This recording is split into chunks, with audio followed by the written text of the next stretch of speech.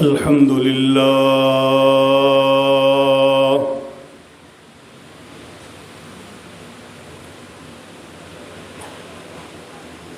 الحمد لله الذي لا إله إلا هو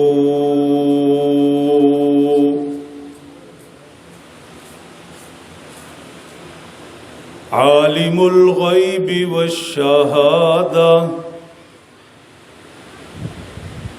هو الرحمن الرحيم.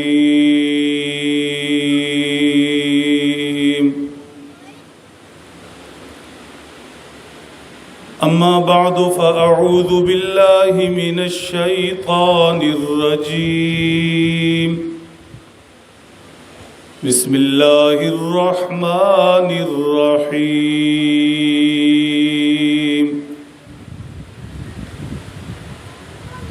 وكذلك جعلناكم أمة وسطا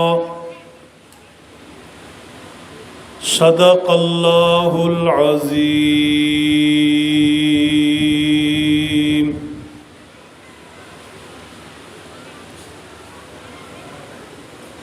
خدام اہل سنت ہیں، ہم سنت کو پھیلائیں گے.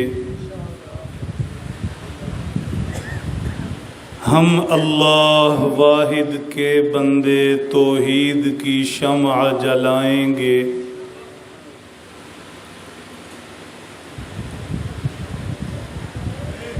ہم شاہ رسول کی امت ہیں جن پر ہے نبوت ختم ہوئی. ہم ختم نبوت کی خاطر ہر باطل سے ٹکرائیں گے. وہ ساقی کوثر شافع محشر جان جہاں محبوب خدا، ہم ختم نبوت کی خاطر ہر باطل سے ٹکرائیں گے. اصحاب نبی، ازواج نبی اور آل نبی پر ہم قرباں.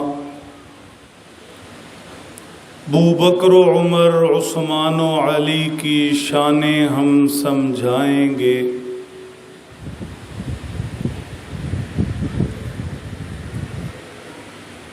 حاضرین گرامی قدر، پس پردہ سننے والی مائیں، بہنیں، بیٹیاں،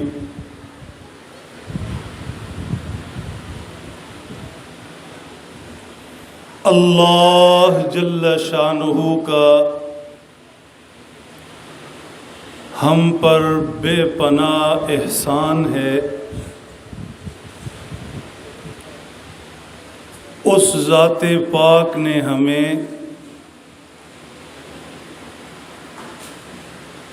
بلا ہمارے استحقاق کے امت محمدیہ علی صاحبہ الصلاۃ والتسلیم میں شامل فرمایا.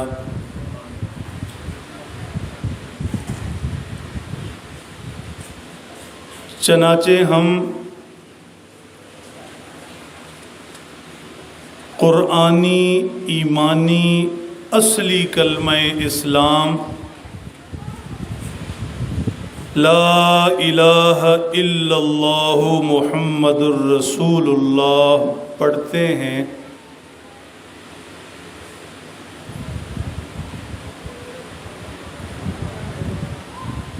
امت محمدیہ کے بڑے فضائل ہیں، بڑی عظمتیں ہیں، شانیں ہیں، صفات ہیں.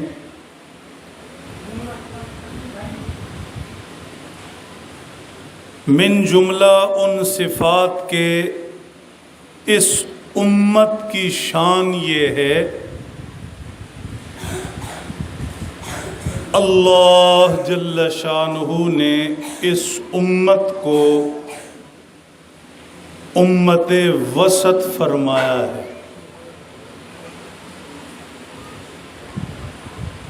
وَكَذَلِكَ جَعَلْنَاكُمْ أُمَّةً وَسَطًا۔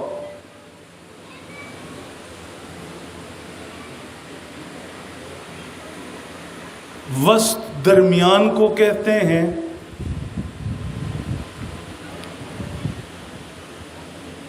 آج کل کے ترازو تو ڈیجیٹل ہیں، پرانے ترازو یقیناً آپ نے دیکھے ہوں گے۔ جب ان پر کوئی چیز تولی جاتی تھی، ترازو کے دونوں پلڑے اگر برابر ہوں، دونوں طرف ایک ہی وزن ہو، انصاف ہو، عدل ہو، تو ترازو کے درمیان والی کلی برابر ہوتی تھی، وسط میں ہوتی تھی، درمیان میں ہوتی تھی۔ اور اگر انصاف سے کام نہ لیا جائے، دونوں طرف وزن برابر نہ ہو، ایک طرف کم دوسری طرف زیادہ، تو پھر وہ درمیان والی کلی وسط میں نہیں رہتی، درمیان میں نہیں رہتی۔ خدا کرے میں اپنی بات سمجھا پاؤں۔ امت محمدیہ خوش نصیبی سے جس کا ہم حصہ ہیں، اللہ نے اسے امت وسط فرمایا ہے۔ یہ امت ہر عقیدے میں، ہر نظریے میں، یہ امت ہر قول و فعل میں ترازو کی اس کلی کی طرح وسط میں رہتی ہے۔ اس امت کی شان یہ ہے کہ اس کا کوئی پلڑا نہ کسی طرف جھکتا ہے اور نہ دوسری طرف اٹھتا ہے۔ میں آسان تعبیر اختیار کروں تو اسے اعتدال بھی کہتے ہیں۔ یہ امت محمدیہ علی صاحبہ الصلاۃ والتسلیم، اس کی خصوصیت یہ ہے اللہ نے اسے امت معتدل فرمایا ہے، اعتدال والی امت۔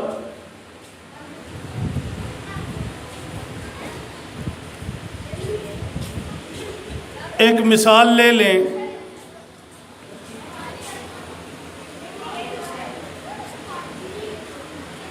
اگر انسانی جسم، اس جسم کی مشینری اعتدال پر ہے تو یہ صحت ہے۔ بلڈ پریشر زیادہ ہو تب بھی بیماری، کم ہو تب بھی بیماری، درمیان میں رہے، اعتدال پر رہے، معتدل رہے تو صحت۔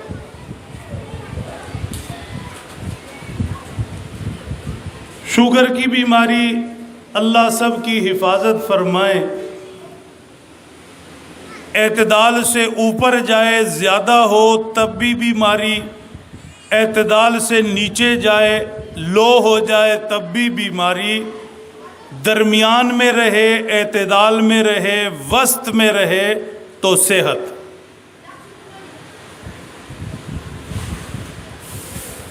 یہ امت جس کا ہم حصہ ہیں، امت اعتدال ہے۔ ہمیشہ یہ معتدل رہتی ہے، وسط میں رہتی ہے، انصاف پر قائم رہتی ہے۔ یہ کسی شخصیت کو اس کے مقام سے بڑھاتی بھی نہیں اور کسی شخصیت کو اس کے جائز مقام سے گھٹاتی بھی نہیں۔ ہر ایک کو اس کا جائز مقام دینا اس امت کا وصف ہے۔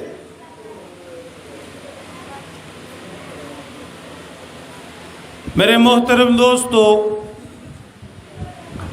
توجہ رکھیں گے تو بات سمجھیں گے۔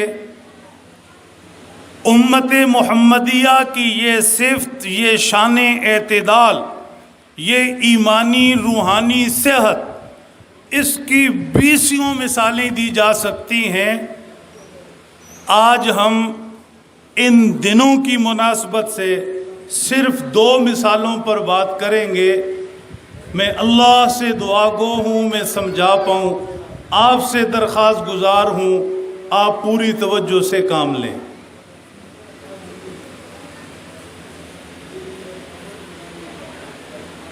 امت محمدیہ علی صاحبہ الصلاۃ والتسلیم اور اس کی شان اعتدال، آج کے دنوں کی مناسبت سے اگر کسی کو یہ صفت حاصل ہے تو میں صرف عقیدت کی بنیاد پر نہیں، حقیقت کی بنیاد پر، مشاہدہ کی بنیاد پر، کسی کو شوق ہو تو گھنٹوں بات کر لے، اس وثوق کی بنیاد پر عرض کروں گا، اس شان پر اگر کوئی ہے تو صرف اور صرف اہل سنت والجماعت ہیں۔ کیسے؟ انہی ایام کے اندر ایک طبقہ ہمارے گلی کوچوں میں، ملک کے طول و عرض میں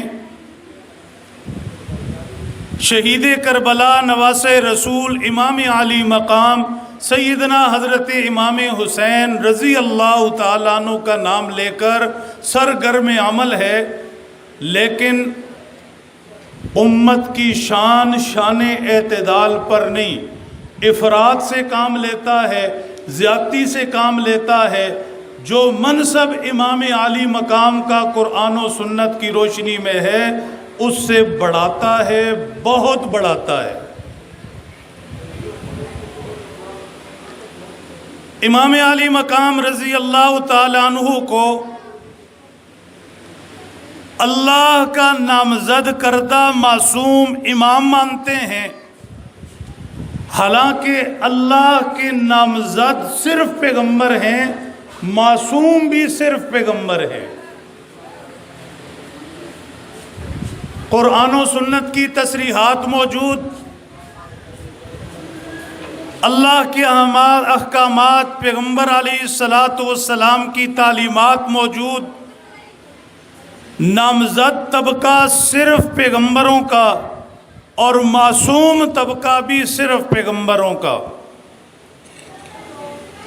لیکن یہ لوگ اعتدال سے اوپر نکل جاتے ہیں، امام علی مقام کے منصب کو افراد سے کام لیتے ہوئے، بڑھاتے ہوئے پیغمبروں کے برابر لا کھڑا کرتے ہیں، اور پھر ایک قدم اور بڑھا کر یہاں تک کہا جاتا ہے امام نامزد کا مقام ابراہیم خلیل اللہ سے بھی زیادہ ہے، موسیٰ کلیم اللہ سے بھی زیادہ ہے، عیسیٰ روح اللہ سے بھی زیادہ ہے۔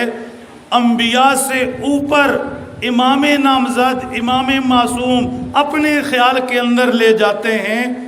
یہ ہے افراط، یہ ہے حد سے تجاوز، یہ ہے حق سے تجاوز، یہ ہے حقیقت سے تجاوز، یہ ہے قرآن و سنت کے عطا کردہ منصب سے تجاوز۔ امام معصوم کوئی نہیں پیغمبروں کے علاوہ، نامزد کوئی نہیں انبیاء کے علاوہ، یہ حدود سے تجاوز کرنا ہے۔ خدا کرے میں اپنی بات سمجھا پاؤں، خدا کرے آپ توجہ رکھ پائیں۔ دوسرا طبقہ اس کے مقابل کہ جو انہی دنوں کے اندر خاص طور پر شہید کربلا حضرت امام علی مقام رضی اللہ تعالیٰ عنہ کے منصب کو، جو ان کا حقیقی اور جائز منصب ہے، جو فضائل و مناقب ان کے ہیں، برحق ہیں، ان سے نیچے گراتا ہے یہاں تک الیاذ باللہ تعالی یزید کے برابر بلکہ اس سے بھی نیچے لے جاتا ہے۔ خارجی ہوں، ناسبی ہوں یا یزیدی۔ اگر آپ میری بات شروع سے اب تک سمجھ رہے ہیں تو جس طرح جسم کے روحانی امراض ہیں، شوگر ہائی ہو تو بیماری، لو ہو تو بیماری، بلڈ پریشر زیادہ ہو تو بیماری، کم ہو تو بیماری، اسی طرح یہ بھی دونوں روحانی، ایمانی، نظریاتی عقائد کی بیماریاں ہیں۔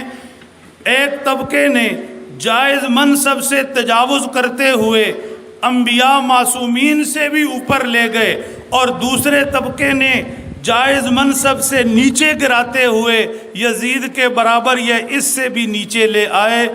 یہ دونوں عقیدے کی بیماریاں ہیں، دونوں کا حق حقیقت سے کوئی تعلق نہیں۔ امت محمدیہ کی شان اعتدال پر وَكَذَلِكَ جَعَلْنَاكُمْ أُمَّةً وَسَطًا، امت محمدیہ کی شان اعتدال پر اگر ہیں تو اہل سنت والجماعت ہیں، جو حضرت امام علی مقام رضی اللہ تعالیٰ عنہ کو ان کا وہ منصب دیتے ہیں جو قرآن و سنت کی روشنی میں ان کا جائز منصب ہے، نہ اس سے بڑھا کر انبیاء کی توہین کے مرتکب ہوتے ہیں، نہ امام علی مقام کے منصب کو گھٹا کر اہل بیت کی توہین کے مرتکب ہوتے ہیں۔ حق اور انصاف کا ترازو تھامے ہوئے، بالکل کلی کو درمیان میں، وسط میں، عدل میں رکھتے ہوئے، انصاف سے کام لیتے ہوئے امام علی مقام کو ان کا جائز منصب دیتے ہیں۔ کیا آپ کی توجہ چاہیے؟ ایک چیز سمجھ لیں اور اچھی طرح سمجھ لیں، کسی بھی پیغمبر کا رشتہ دار ہونا، اہل بیت میں سے ہونا، بیٹا ہونا، بیوی ہونا، ماں ہونا، باپ ہونا، کوئی بھی دوسرا رشتہ، پوتا ہونا، نواسا ہونا، یقیناً اعزاز کی بات ہے، کوئی شبہ نہیں۔ لیکن اس رشتے سے اوپر پیغمبر کے ساتھ ایک اور رشتہ ہے۔ اگر وہ رشتہ میسر ہے تو پھر پیغمبر کی رشتہ داری ہے نفع اور کام والی، اگر وہ رشتہ میسر نہیں تو پھر پیغمبر کی رشتہ داری کام آنے والی نہیں۔ مثال پہلے سمجھ لیں، پھر میں اپنی بات کی طرف آؤں گا۔ سیدنا حضرت نوح علیہ السلام 950 سال لوگوں کو اللہ کی طرف بلاتے ہیں، بالآخر ایک مرحلہ ایسا آیا جب اللہ جل شانہ نے خبر دے دی آپ کا وقت فریضہ رسالت پورا ہوا، اب یہ نہ ماننے والے ہمارے عذاب سے دوچار ہوں گے، طوفان آئے گا جسے طوفان نوح کے نام سے یاد رکھیں گے، کشتی بنائیے، اپنے اہل بیت کو اور اپنے عزیز و اقارب ایمان والوں کو اس میں بٹھائیے، تیاری کیجئے تاکہ آپ طوفان سے بچ سکیں۔ سیدنا حضرت نوح نے کشتی بنائی، عزیز و اقارب کو، ایمان والوں کو بٹھایا، اتنے میں آپ کی نظر پڑی تو سامنے کافروں میں آپ کا بیٹا کھڑا تھا۔ شفقت پدری نے جوش مارا، باپ تو باپ ہے، اللہ کی حضور فریاد کی، قرآن پاک کے اندر لفظ بلفظ موجود ہے، وَنَادَى نُوحٌ رَبَّهُ قَالَ رَبِّ إِنَّ ابْنِي مِنْ أَهْلِي وَإِنَّ وَعْدَكَ الْحَقُّ وَأَنْتَ أَحْكَمُ الْحَاكِمِينَ۔ اے اللہ، اے میرے اللہ، یہ تو میرا بیٹا ہے، تیرے وعدے سچے ہیں، تو نے وعدہ کیا میرے اہل و عیال کو بچا لے گا، تیرے وعدے سچے ہیں، باقی یہ ہے کہ حکم تو تیرا ہی چلتا ہے، آخری بات تو تیری ہے، فیصلہ تو تیرے ہی ہے، بس میری فریاد ہے کہ یہ میرا بیٹا ہے۔ آپ حضرات تلاوت کرتے ہیں، اللہ جل شانہ نے 2 ٹوک جواب دے دیا، قال یا نوح انہ لیس من اہلک انہ عمل غیر صالح فلا تسأل ما لیس لک بہ علم انی اعظک ان تکون من الجاہلین۔ تفصیلات کا وقت نہیں، صرف ان 3 لفظوں پر غور کریں۔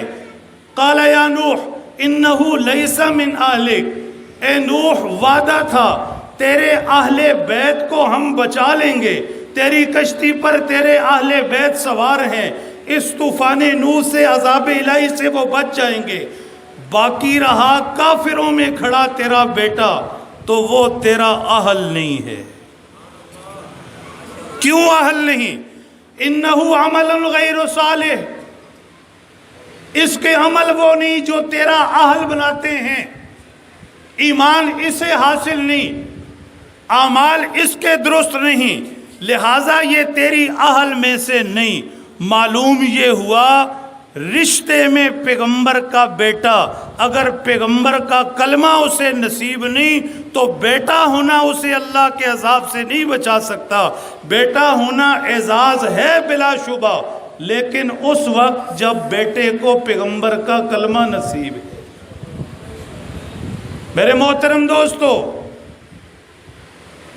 حضور انور صلی اللہ علیہ وسلم کے جتنے بھی اہل بیت ہیں، ازواج مطہرات ہوں تب، بیٹیاں ہوں تب، بیٹیوں کی اولادیں ہوں تب، یہ سارے رشتے قابل احترام، باعث صد افتخار، قابل اعزاز، سارے رشتے پیغمبر کے ہمارے سر آنکھوں پر، لیکن ان سب رشتوں سے اوپر وہ رشتہ ہے جو پیغمبر کو بے حیثیت پیغمبر اہل بیت کے ساتھ ہے، اور وہ رشتہ ہے لا الہ الا اللہ محمد الرسول اللہ۔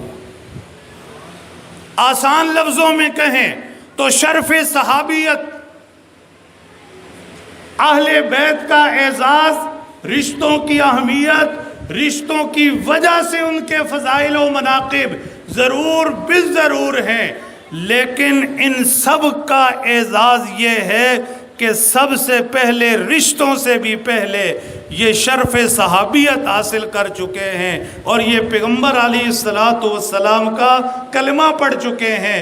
امام علی مقام رضی اللہ تعالیٰ عنہ کا دوسرے اہل بیت کی طرح سب سے پہلا جائز مقام یہ ہے، اہل سنت والجماعت نے انہیں دیا، ان کے متعلق نظریہ رکھا کہ وہ اہل بیت ہونے سے پہلے پیغمبر اکرم کے صحابی ہیں۔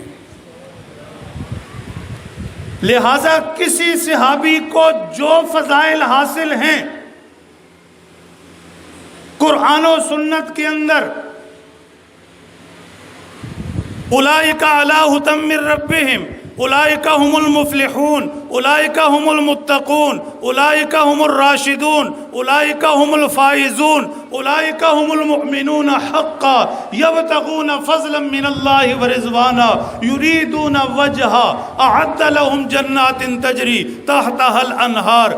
جس قدر فضائل و مناقب کسی صحابی کو حاصل ہیں، بے حیثیت صحابی امام علی مقام سمیت جملہ اہل بیت کو وہ فضائل حاصل ہیں، اور ان کے فضائل کی بنیاد یہ ہے۔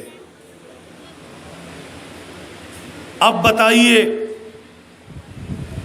امت کی شان اعتدال اہل سنت والجماعت نے قائم رکھی یا نہیں؟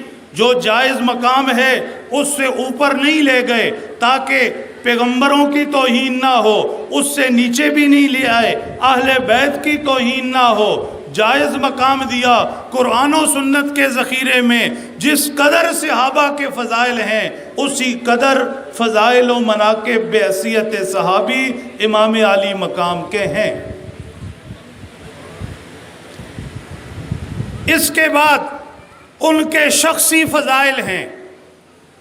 اہل بیت میں ازواج مطہرات کے اپنے اپنے شخصی فضائل ہیں، اماں خدیجۃ الکبریٰ کے اپنے شخصی فضائل ہیں، اماں عائشہ کے اپنی شخصی فضائل ہیں، اماں حفصہ کے، دیگر ازواج مطہرات کے اپنی شخصی فضائل ہیں، شہر خدا حضرت علی المرتضیٰ کے اپنے شخصی فضائل ہیں، سیدنا حضرت عثمان کے دوہرا داماد ہونے کی وجہ سے اپنے شخصی فضائل ہیں، بیٹیوں کے اپنے اپنے شخصی فضائل ہیں، نواسوں میں بھی امام حسن کے اپنے شخصی فضائل، امام سیدنا حسین کے اپنی شخصی فضائل ہیں۔ امام علی مقام کے فضائل پر اگر اشارتاً ہی نظر دوڑائی جائے، اہل سنت والجماعت کا امتیاز یہ ہے، یہ امت کی خاص شان اعتدال پر رہتے ہوئے امام علی مقام کے فضائل و مناقب سے امت کو آگاہ کرتے ہیں۔ اہل سنت والجماعت بتاتے ہیں امام علی مقام کی زبان پر نبوت نے لعاب دہن رکھا۔ اہل سنت والجماعت بتاتے ہیں امام علی مقام کے کانوں میں نبوت نے اذان و اقامت کہی۔ اہل سنت بتاتے ہیں حضرت پیغمبر اکرم صلی اللہ علیہ وسلم کی گود مبارک میں امام علی مقام کھیلے، نبوت کے کندھوں پر سواری کی، نبوت نے منبر چھوڑ کر نواسوں کو گود میں اٹھایا، نبوت نے فرمایا حسن و حسین میری جنت کے، میری دنیا کے پھول ہیں، نبوت نے بتایا میں نواسوں کو سونگھتا ہوں تاکہ جنت کی خوشبو آئے، نبوت نے فضائل بیان کیے، سیدہ شباب اہل الجنہ۔ خدا کرے میں اپنی بات سمجھا پاؤں، امام علی مقام کے یہ وہ فضائل و مناقب ہیں، یہ وہ عظمتیں، یہ وہ شانیں ہیں جو اہل سنت والجماعت بیان کرتے ہیں اور امت کی خاص شان اعتدال پر رہتے بیان کرتے ہیں۔ نہ تو امام علی مقام کے مقام کو بڑھا کر پیغمبروں کی توہین کے مرتکب ہوتے ہیں، نہ ان کی شان کو گھٹا کر خارجی نسبی یزیدی بنتے ہیں، اہل بیت کی توہین کے مرتکب ہوتے ہیں۔ جو جائز مقام ہے بفضل تعالی صدیوں سے اہل سنت بیان کرتے چلے آ رہے ہیں، اور جب تک یہ سورج طلوع ہوتا ہے اہل سنت اہل بیت کے ترانے گاتے رہیں گے۔ میرے محترم دوستو، انہی دنوں کے اندر امام علی مقام رضی اللہ تعالیٰ عنہ کے شخصی فضائل و مناقب، ذاتی اوصاف، عظمت شانیں بیان ہوتی ہیں، اور دوسری چیز جو انہی دنوں کے اندر بیان ہوتی ہے وہ ہے واقعہ کربلا، جہاں امام علی مقام اپنے 70 کے لگ بھگ رفقا اہل بیت سمیت جامع شہادت نوش فرما گئے۔ یہاں اس واقعے کے بیان میں اس سے جڑی جزیات تفصیلات کے اندر بھی دونوں طبقے جن کا پہلے میں ذکر کر چکا ہوں، بڑھانے والے بھی اور گھٹانے والے بھی، اعتدال پر قائم نہیں۔ مثال کے طور پر جس طبقے نے نہ حق اور نہ روا لوگوں کی آنکھوں میں دھول جھونکنے کے لیے امام علی مقام کا نام گلی کوچوں میں لیا اور حامی حسین بنے پھرتے ہیں، اس طبقے نے واقع کربلا کے بیان کے اندر بھی، حمایت کے اندر بھی امام علی مقام سے جڑے اس واقعے کو تاریخ مسخ کرتے ہوئے، جھوٹے افسانوں کا سہارا لیتے ہوئے، پہلے کے جھوٹے افسانے نہیں، ہر سال کے نئے افسانے، ہر سال کی نئی جھوٹی روایات، ہر سال کے من گھڑت قصے بیان کرتے ہوئے وہاں تک اس واقعے کو لے گئے، وہاں تک اس واقعے کو لے گئے کہ یہ واقعہ حقیقت سے تو ہٹ گیا سو ہٹ گیا، ایک طرف رہا، یہ واقعہ امام علی مقام اور ان کے خاندان کی شخصی وجاہت بھی ختم کر دیتا ہے۔ اس سے آگے جاؤں تو امام علی مقام خانوادہ رسول کی عزت و غیرت پر ایک قسم کا حملہ بھی ہے۔ ایک چھوٹی سی مثال لے لیں اگر آپ متوجہ ہیں اور گرمی کا شکار نہیں اور چاولوں کی خوشبو بھی آپ کے دماغ میں نہیں، تھوڑا سا مسکرا دیں، درود پاک پڑھیں، مسکرا دیں، مسکرایا کریں۔ ایمان والے کا ایمان والے کو مسکرا کر دیکھنا صدقہ ہے، گھر میں بھی مسکرایا کریں۔ اچھے خاصے باہر مسکراتے ہیں، گھر جا کر ہٹلر بن جاتے ہیں۔ ٹھیک، اماں کے پاس بیٹھے مسکرا کر، امی آپ کا کیا حال ہے، بیگم صاحبہ کے پاس بیٹھے، مجبوری میں تو کہتے ہیں جو کچھ کہتے ہیں، مسکرا کر بات کریں، بچیوں سے، بچوں سے۔ گھر کا سربراہ اگر اس شفقت، پیار اور مسکراہٹ کا سہارا لے لے، گھروں سے نفرتیں مٹ جائیں۔ جب ہر بندے نے منہ بنایا ہوا ہے تو گھر میں محبت کہاں سے آئے گی؟ حضرت مولانا مخلص صاحب کی تعویذ کا میں قائل ہوں، ٹھیک، لیکن سارا کام ان کے تعویذ نے نہیں کرنا. گھروں میں اتفاق سلوک کے لیے آپ کی بھی ذمہ داریاں ہیں، بڑے بوڑھوں کی بھی ذمہ داریاں ہیں. بڑے بوڑھے جب تک اپنی ذمہ داری پوری کرتے رہے ہیں، گھر کے وڈیرے رہے ہیں، گھر میں سکون رہا ہے. جب تک بابا جی نے اپنی چارپائی اپنی نکر لے لی تو گھروں کے سکون مٹ گئے. ٹھیک، چھوٹوں کو چاہیے کہ بڑوں کو ان کا مقام دے، جو سفید بالوں کا لحاظ احترام اکرام ہے وہ ان کو دیں. بڑوں کو بھی چاہیے یہ سنجیدگی دور کر کے، یہ فلسفیوں جیسے علامہ اقبال جیسے سنجیدہ چہرے ہٹا کر پیار سے شفقت سے چھوٹوں سے بات کریں. آپ دیکھیں گھر کا ماحول بن جائے گا. کوشش کریں گے نا انشاءاللہ. اب ذرا مسکرا دیں، اللہ آپ کو جزائے خیر دے. اللہ کے نبی صلی اللہ علیہ وسلم جب صحابہ کو مسکراتا دیکھتے تھے تو دعا پڑھتے تھے، اضحک اللہ سنک. ذرا اس دعائے نبوی کے مزے لیں. صحابہ کیسے پیارے لوگ تھے، واہ واہ واہ، کیسے پیارے لوگ تھے. مسکراتے تھے، نبوت دعائیں دیتی تھی. اللہ کرے یہ دانت ہمیشہ ایسے ہی کھلے رہیں. ٹھیک، بہرحال میرے محترم دوستو، ایک مثال سامنے رکھیے. خدا نخواستہ میرے گھر والوں کے ساتھ کوئی حادثہ ہو جائے، میری بہن بیٹی کے ساتھ کوئی سانحہ ہو جائے، کوئی اس کی بے پردگی ہو جائے، بے حرمتی ہو جائے، خدا نہ کرے خدا نہ کرے. اللہ سب کی بہنوں بیٹیوں کی عزت محفوظ رکھے. سمجھانے کے لیے عرض کر رہا ہوں، خدا نہ خواستہ اگر ایسے واقعہ ہو جائے، میرے محلے والے، میرے شریک، دوسرے لوگ ادھر ادھر کہتے پائے پھرے کہ فلانا بندہ اس کی بیٹی کے ساتھ ایسے ایسے ہو گیا اور اس کے سر سے چادر کھینچ لی اور اس کو بے پردہ کر دیا، اور دوسری جگہ بھی اور تیسری جگہ بھی اور آج کے مہینے بھی اور اگلے سال بھی میری بیٹی اور بہن کی بے پردگی ہوئی اور وہ ادھر ادھر کہتا پھرے، تو مجھے بتائیے وہ میری عزت افزائی کر رہا ہے؟ سر ہلا دیں، میری عزت افزائی کر رہا ہے. دنیا کا کوئی سنجیدہ باشعور منصف مزاج آدمی اسے عزت افزائی کہے گا یا رسوائی کہے گا؟ یہی عرض کر رہا ہوں. واقع کربلا کی جزیات، جھوٹے افسانے، من گڑت قصے اس قدر تواتر سے گھڑے جاتے ہیں، بیان کیے جاتے ہیں. بخدا بخدا بخدا پیغمبر خدا صلی اللہ علیہ وسلم کی آل اور اس کے گھرانے کے مہذب رشتے، ان کی عزتیں اس طرح کے بیانوں سے محفوظ نہیں رہتی. عزت افزائی نہیں ہوتی، رسوائی ہوتی ہے. امام علی مقام کے گھر والوں کے اس وقت خدا نہ خواستہ یہ واقعہ نہیں ہوا نہیں ہوا، ایک جنگ کا ماحول تھا، کون سے CCTV لگے ہوئے تھے، لیکن ہر سال جب ایک باقاعدہ منظر کشی کر کے نبوت کی بیٹیوں کے سروں سے چادریں اتاری جاتی ہے، بے پردہ بازاروں کے قصے سنائے جاتے ہیں، تو یہ رسوائی ہے یا عزت افزائی ہے؟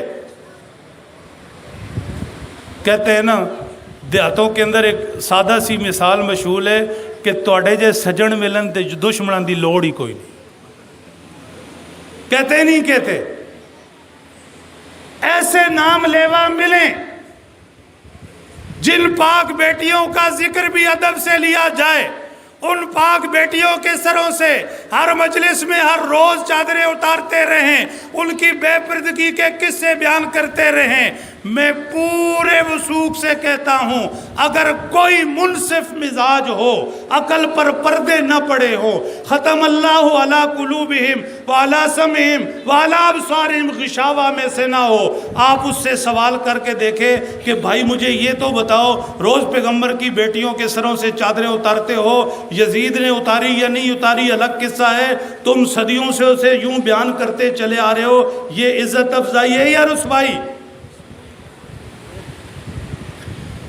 ایسے حامی جو حمایت کے اندر غلو کرتے رہے، افراد سے کام لیتے رہے، محبت کے ذکر میں بات کو بڑھاتے گئے، اس قدر بڑھایا جھوٹے من گڑت روایات سے کہ وہ بجائے عزت افزائی کے رسوائی کا باعث بن گئے، اور دوسری طرف گھٹانے والا طبقہ اس کے تماشے بھی دیکھیے۔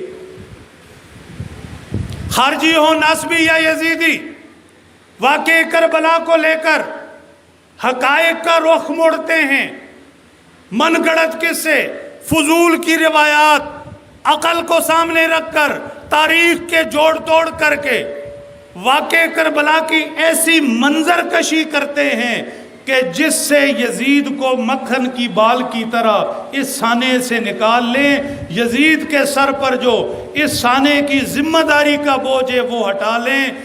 یہاں تک چلے جاتے ہیں کہ امام علی مقام کی شان، ان کی قربانی، ان کی عظمت میں کسر شان کا باعث بنتے ہیں۔ یہاں تک سوال لا کھڑا کرتے ہیں وہ مدینہ سے نکلے ہی کیوں تھے؟ جب ایسے تھا تو وہ مقابل آئے کیوں تھے؟ جب ایسے تھا تو وہ یزید کی بیعت کیوں نہیں کی؟ اور یزید تو اسے تو خبر ہی نہیں تھی، یہ تو ابن زیاد کا کام تھا، اور یزید تو بعد میں پریشان ہوا اور اس نے یہ بیان کیے۔ یعنی زمانے گزر گئے اور یہ آج یزید کے وکیل صفائی بنے بیٹھے ہیں۔ حیران کن بات نہیں؟ یہ دونوں طبقے ظلم کرتے ہیں، یہ دونوں طبقے امت کی شان اعتدال سے ہٹے ہیں، جو حمایت کے روپ میں اس واقعے کو بڑا چڑھا کر پیش کرتے ہیں، حقائق کا خون کرتے ہیں، اہل بیت کی رسوائی کا باعث بنتے ہیں، خدا سے حامیوں سے بچائے۔ اور جو لوگ حضرت امام علی مقام کی حمایت سے پیچھے ہٹ کر نیچے اترتے ہیں، وہ امام علی مقام کو قصوروار اور یزید کو بے قصور کرنے پر اتر آتے ہیں۔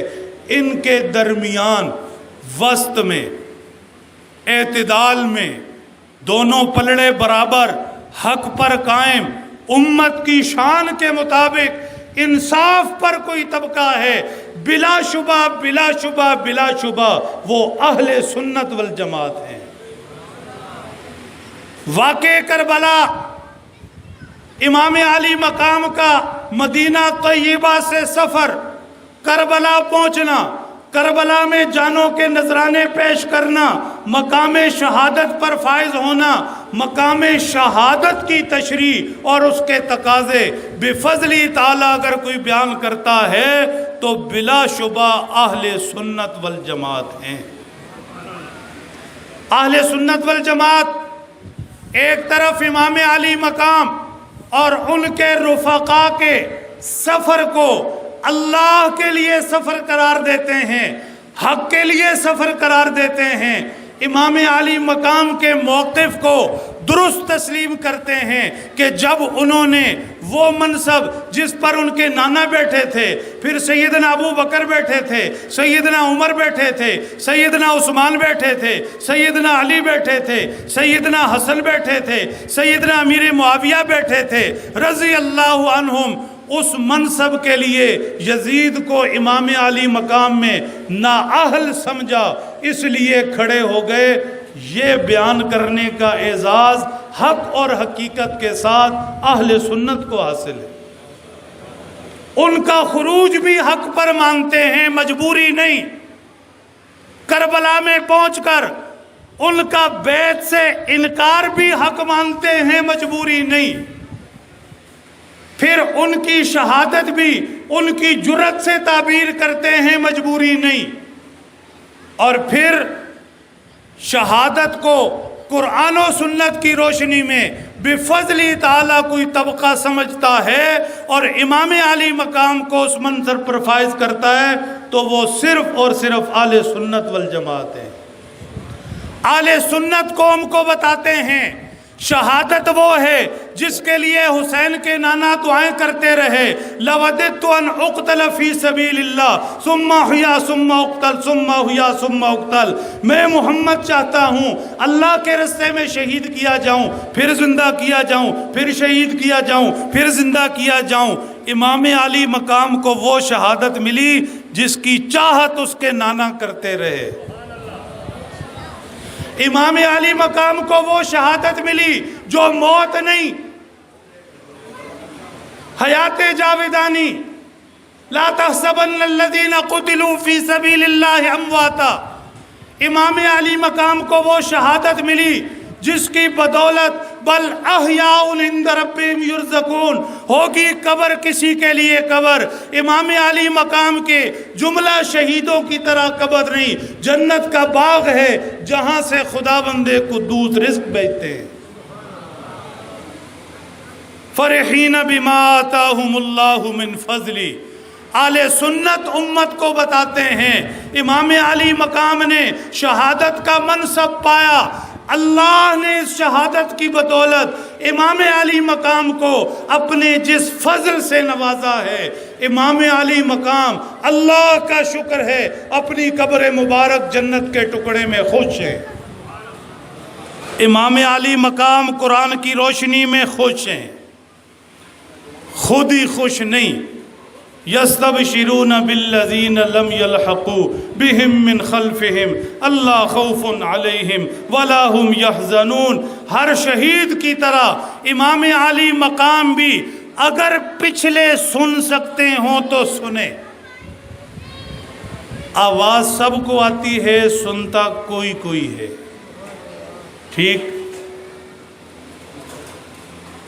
جامع مسجد حنفی سے اذان کی آواز ہوئی، اسپیکر کی آواز بلند، اللہ اکبر اللہ اکبر، اشہد ان لا الہ الا اللہ، اشہد ان محمد رسول اللہ، حی علی الصلاۃ، آؤ نماز کی طرف، آؤ نماز کی طرف۔ کیا یہ چند گھروں میں آواز جاتی ہے؟ سر ہلاؤ، حق کی بات تو کر دو۔ چند گھروں میں آواز جاتی ہے، مسجد کی صف میں جتنے نمازی ہوتی ہے صرف ان کانوں میں جاتی ہے،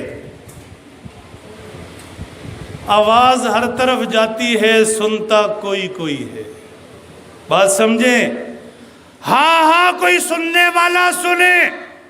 امام علی مقام آج بھی اپنی قبر اطہر جنت کے باغ سے آوازیں دے رہے ہیں، یستبشرون بالذین لم یلحقوا بہم من خلفہم اللہ خوف علیہم ولا هم یحزنون۔ سنو حسینی آواز سنو، کسی کی قسمت میں ہو، کان سلامت ہو، کان تک آواز پہنچے تو سنو۔ امام علی مقام کہتے ہیں ہر شہید کی طرح مجھے کوئی خوف نہیں، کوئی غم نہیں۔ خوف ہوتا ہے آگے کا، بوڑھے نہ ہو جائیں، بیمار نہ ہو جائیں، ایسے نہ ہو جائے، ایسے نہ ہو جائے۔ ایمان مضبوط رکھو، سب خوف نکل جائیں گے۔ بات سمجھنا، بات ہے کام کی، ٹھیک؟ اب موت کا ذکر آ جائے نا، ہم کہتے اے گل نہیں کرنا۔ موت کا لفظ ہمارے گھرانوں کے اندر ممنوع ہے، خواتین خاص طور پر۔ کوئی بندہ نام تو لے مرنے کا لفظ بولنے کی بھی اجازت نہیں۔ اتنا ڈرے ہوئے موت سے، ڈرے نہیں۔ ایمان والے کے لیے کوئی خوف نہیں۔ ہاں ایمان ہو، ایمان ہو، ایمان والے کے لیے کوئی خوف نہیں۔ آگے کا، بہت آگے کا، بہت آگے کا خوف مستقبل کا ہوتا ہے۔ ایمان والے کے لیے حزن بھی کوئی نہیں۔ حزن ہوتا ہے ماضی کی بات کا ملال، پیچھے کوٹھی چھوڑا ہے، بنگلے چھوڑا ہے، اولاد چھوڑا ہے، یتیم چھوڑا ہے، روتے چھوڑا ہے، بلکتے چھوڑا ہے، نہیں۔ آگے کا خوف نہیں، اللہ وارث۔ پیچھے کا خوف نہیں، اللہ مالک۔ بات سمجھیں؟ امام علی مقام کوئی سننے والا سنتا ہے تو سنے، اپنے ذاکر نے نہیں بتایا، اس سنی فقیر سے سن لے۔ امام علی مقام ہر شہید کی طرح اپنی قبر مبارک سے آواز دے رہے ہیں، سنو میرا نام لینے والوں، مجھے کوئی مستقبل کا خوف نہیں۔ سنو میرا نام لینے والوں، مجھے کوئی پیچھے کا دکھ نہیں، افسوس نہیں، ملال نہیں۔ یہ جان رب نے دی تھی، نانا خواہش کرتے دنیا سے گئے، اللہ کے رستے میں شہید ہو جاؤں، میں بھی جان دے کر آ گیا۔ جس دھج سے کوئی مقتل میں گیا، جس دھج سے کوئی مقتل میں گیا، وہ شان سلامت رہتی ہے۔ اس جان کی کوئی بات نہیں، یہ جان تو آنی جانی ہے۔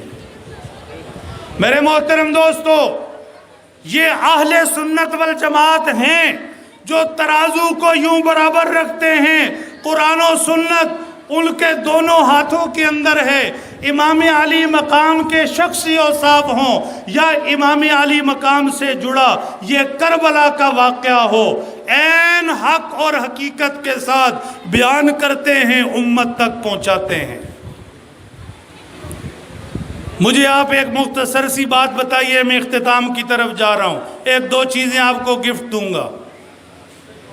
مجھے پورے حق اور انصاف کے ساتھ بتائیے، پاکستان کے اندر ایک خاص دن ہے جس میں یوم شہداء منایا جاتا ہے. کون سا دن ہے؟ کسی بھائی کو یاد ہو؟ ہمارا علاقہ فوجی علاقہ ہے جی. 6 ستمبر. چونکہ حضرت برادر محترم ایک زمانہ سکول میں رہے ہیں تو سکول سے وابستہ لوگوں کو چھٹیاں یاد ہوتی ہیں. ٹھیک، 6 ستمبر یوم شہداء منایا جاتا ہے، چھٹی ہوتی ہے. سرکاری طور پر اس دن فوجیں پریڈ کرتی ہیں، توپوں کی سلامیاں ہوتی ہیں، شہیدوں کی قبر پر پھول رکھے جاتے ہیں، شہیدوں کو سلوٹ کیا جاتا ہے. یہ سلوٹ کیا ہوتا ہے؟ ویل ڈن، واہ واہ واہ، کمال کر دیا، ملک کے لیے جان دے دی، کمال کر دیا، واہ واہ واہ، وطن کے لیے جان قربان دی، کمال کر دیا. ہمارا علاقہ چکوال کہا جاتا ہے شہیدوں کی سرزمین ہے. فخر سے کہا جاتا ہے، افسوس سے؟ ذرا اونچی آواز سے. اگر کسی گھر کے اندر کوئی شہید ہے، دوسروں کو فخر سے بتاتے ہیں کہ ہمارے گھر کے اندر فلاں اپنے ملک و وطن کے لیے شہید ہوا، غازی علم الدین شہید ہیں، فخر سے بتاتے ہیں یا پریشان ہو کر؟ عرض کر رہا ہوں، ملک و ملت دین کے لیے شہید ہونے والے، ان کی شہادتیں ہوئیں، ان کے جسموں کو زخم پہنچے، بلا شبہ انہوں نے جانوں سے ہاتھ دھوئے، لیکن بعد والے اپنے شہیدوں کا ذکر فخر سے کرتے ہیں، انہیں نشان امتیاز دیتے ہیں، نشان حیدر دیتے ہیں، ان کے لیے چھٹی منائی جاتی ہے، ان کے لیے توپوں کی سلامیاں ہیں، ان کی قبروں پر پھول چڑھائے جاتے ہیں، انہیں سلامیاں اور سلوٹ کیے جاتے ہیں، اس لیے کہ قوم بہادر پیدا کرتی رہے. اگر قوم شہیدوں پر رونا شروع کر دے تو بزدل پیدا ہوں گے، بزدل. قوم شہیدوں پر فخر کرے گی، بہادر پیدا ہوں گے. یہی پیغام دیا جاتا ہے. میرے محترم دوستوں، میں پھر کہوں گا، امام علی مقام کو، ان کی شہادت قربانیوں کو اگر پوری شان حق اور حقیقت کے ساتھ کوئی بیان کرتا ہے تو وہ اہل سنت ہے. اہل سنت خراج تحسین پیش کرتے ہیں، اہل سنت واہ حسین واہ حسین کہتے ہیں، اہل سنت ان کی عظمتوں کو سلیوٹ کرتے ہیں. اہل سنت چاہتے ہیں حسینی قافلہ رکے نہیں، حسین کی یہ روحانی اولادیں ان کے رستے پر ہر یزید کے سامنے سینہ تان کر کھڑی ہوں، کسی کو جرت نہ ہو کہ حسین کے نانا کے دین پر آنچ بھی آنے دے. قوم کو اگر ماتموں پہ لگا دیا، ہائے وائے پہ لگا دیا، افسوس پہ لگا دیا، تو نہ صرف یہ کہ یہ ان شہیدوں کی قربانیوں کے ساتھ اچھا سلوک نہیں، بلکہ قوم کو بھی بزدلی کا سبق دینا ہے. اداروں کو یہ چیز بھی سمجھنی چاہیے. اب اگر آپ ایک سوال مجھ سے کریں، وقت میرا ختم ہوا، آپ کو بھی سوال کرنے چاہیے، آپ نہ کرو، آپ سب کی طرف سے ایک سوال میں خود ہی اپنے آپ سے کر لیتا ہوں، آپ کی توجہ چاہیے. مجھے امید ہے پلیٹیں بھری جا چکی، صحیح، بالکل، جو ہی دعا پلیٹیں اندر، تھوڑا سا مسکرا دیں. سوال یہ ہے، جناب علی آپ کہتے ہیں کہ یہ رونا دھونا، یہ واہ ویلا، یہ ساری چیخو پکار امام علی مقام کے منصب کے شایان شان نہیں. خراج تحسین پیش کرنا چاہیے، ہائے وائے کے بجائے واہ واہ کرنا چاہیے. تو یہ کیوں کرتے ہیں؟ یہ بیچارے روتے پیٹتے بھی ہیں، خود کو لہو لہان بھی کرتے ہیں، خود کو زخمی بھی کرتے ہیں. آخر ان کے ساتھ مسئلہ کیا ہے؟ یہ سوال آپ کا ہے، جواب مجھ فقیر کا ہے. توجہ رکھنا اور بات سمجھنا. کبھی سنا ہے چور کی داڑھی میں تنکا؟ سنا ہے؟ نہیں سنا؟ چور کی داڑھی میں کبھی سنا ہے مگرمچھ کے آنسو؟ تفصیل میں نہیں جا رہا، سنا ہے کبھی مگرمچھ کے آنسو؟ کبھی سنا ہے الٹا چور کو تو وال کو ڈانٹے؟ ایسے بیسیوں جملے ہیں، بیسیوں جملے، وقت نہیں، بیسیوں جملے ہیں۔ یہ اس پوری ہائے وائے پر صادق آتے ہیں جناب علی یہ چور کی داڑھی میں تنکا ہے، یہ مگرمچھ کے آنسو ہیں، یہ چور مچائے شور ہے۔ میں پوری ذمہ داری کے ساتھ عرض کر رہا ہوں، کتاب بھی انہی کی ہوگی، علمی شخصیت بھی انہی کی ہوگی، چاہیں تو جس جگہ بیان کریں وہ بھی اپنی رکھ لیں۔ پوری ذمہ داری کے ساتھ کہتا ہوں، یہ مگرمچھ کے آنسو ہیں، یہ چور مچائے شور ہے، یہ چور کی داڑھی میں تلکا ہے۔ یہ الزام انہیں دیتے تھے، قصور اپنا نکل آیا ہے۔ کیسے؟ آپ کی توجہ چاہیے، آپ کی توجہ چاہیے، وقت ختم ہو رہا ہے، پوری توجہ چاہیے۔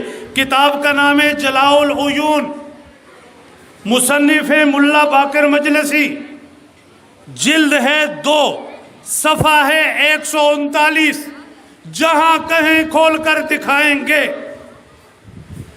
ملا باقر مجلسی لکھتے ہیں، بسم اللہ الرحمن الرحیم، یہ عریضہ شیعوں، فدویوں، مخلصوں کی طرف سے امام حسین بن علی بن ابی طالب کی خدمت میں ہے۔ اما بعد، بہت جلد آپ اپنے دوستوں اور ہواخواہوں کے پاس تشریف لائیے کہ جمیع مردمان ولایت منتظر قدوم میمنت لزوم ہیں، اور بغیر آپ کے دوسرے لوگوں کی طرف ان کو رغبت نہیں ہے۔ کیا مطلب؟ ملا باقر مجلسی تسلیم کر رہے ہیں، جلاء العیون کے اندر آج بھی ہر جگہ موجود ہوگی، اپنی جگہ پر بیٹھے بیٹھے دیکھ لیں۔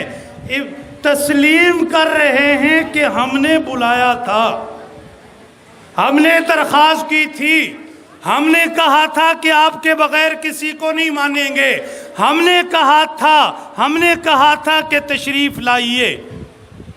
توجہ رکھیے گا، مگرمچھ کے آنسو کوئی ان دھوکوں کے اندر نہ آئے۔ یہی ملا باقر مجلسی، یہی کتاب جلاء العیون، یہی جلد نمبر 2، البتہ صفحہ بدل گیا 183۔ ملا باقر مجلسی لکھتے ہیں، حضرت حسین نے میدان کربلا میں کوفیوں سے مخاطب ہو کر فرمایا، ایک ایک لفظ سننا بلکسر والو، تم نے ہنگامے اضطراب و اضطرار میں اپنی مدد کے لیے مجھے بلایا، اور جب میں نے تمہارا کہنا قبول کیا اور تمہاری نصرت و ہدایت کرنے کو آیا، اس وقت تم نے شمشیر کینہ مجھ پر کھینچی۔ ہوشیار رہیے گا، اپنے دشمنوں کی تم نے یاوری کی، اپنے دشمنوں کی تم نے مددگاری کی، اپنے دوستوں سے دستبرداری کر کے دشمنوں سے مل گئے۔ بلایا کس نے؟ انہی نے۔ مروایا کس نے؟ انہی نے۔ امام علی مقام کو گلا کس سے کہ تم دوستوں کو چھوڑ کر دشمنوں سے مل گئے؟ انہی سے۔ اب میں کیوں نہ کہوں چور مچائے شور، اب میں کیوں نہ کہوں مگرمچھ کے آنسو، دعوت فکر دے رہا ہوں۔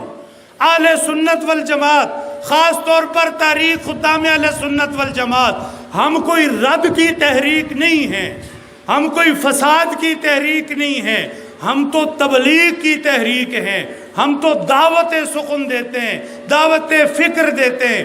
خدا را سوچئے، حقیقت سے منہ مت موڑیے۔ امام علی مقام کا جو جائز منصب ہے اہل سنت والجماعت تسلیم کرتے ہیں، آپ بھی کیجئے۔ امام علی مقام سے جڑا واقع کربلا جو جس حقیقت میں ہے اہل سنت تسلیم کرتے ہیں، آپ بھی کیجئے۔ امام علی مقام کی شہادت قربانیوں کا جو نتیجہ اور تقاضا ہے، اہل سنت کرتے ہیں، آپ بھی کیجئے۔ جس رنگ سے بیان کیا جاتا ہے امام علی مقام کی عظمتوں کو سلوٹ کرتے ہوئے، پردہ داروں کے پردوں کی عزت افزائی کرتے ہوئے، آپ بھی کیجئے۔ ہم تو دعوت دے رہے ہیں، پیغام دے رہے ہیں۔ ہمارا کام ہمارے حضرت اقدس بانی تحریک حضرت مولانا قاضی مظہر حسین رحمۃ اللہ علیہ نصف صدی کا قصہ ہے، 2-4 برس کی بات نہیں۔ پھر میں یہ عرض کروں گا آخری جملے کے طور پر، امت کی شان اعتدال اہل سنت والجماعت نے لی۔ اہل سنت کی شان اعتدال اگر اس صدی میں کم از کم کسی نے بحال کی اور بیان کی تو وہ حضرت قاضی مظہر حسین ہے۔ کیسے؟ اگر امام علی مقام کی شان کو بڑھانے والے، زیادتی کرنے والے امام علی مقام کی آڑ میں سیدنا حضرت امیر معاویہ پر حملہ آور ہوئے تو قاضی مظہر حسین نے سینہ سامنے رکھ دیا، حضرت امیر معاویہ پر تنقید نہیں ہونے دی، دفاع معاویہ لکھ کر سیدنا حضرت امیر معاویہ کا دفاع کیا۔ اور اگر یزیدی خارجی طبقے کی وجہ سے ان کی طرف سے امام علی مقام کو طعن و تشریح کا نشانہ بنایا گیا تو قاضی مظہر حسین نے سینہ سامنے رکھ کر آل بیت کا دفاع کیا، خارجی فتنہ لکھی، دفاع حضرت امام حسین، یادگار حسین لکھی۔ جماعت سے جڑو، تاریخ خدام اہل سنت والجماعت بفضلی تعالیٰ چکوال اور اس کی وساطت سے پورے ملک کے لیے ایک امن کا پیغام ہے، ایک دعوت فکر ہے، ایک مثبت اسلوب بیان و تحریر ہے۔ اللہ جل شانہ اس سنی پرچم کی عظمت کو یوں ہی بلند سے بلند کرتے چلے جائے۔ خداوند قدوس برادرم حضرت مولانا مخلص عبداللہ صاحب ان کے رفقا کی محنتوں کو قبول فرمائے۔ اللہ آپ کو یوں ہی ہنستا مسکراتا رکھے۔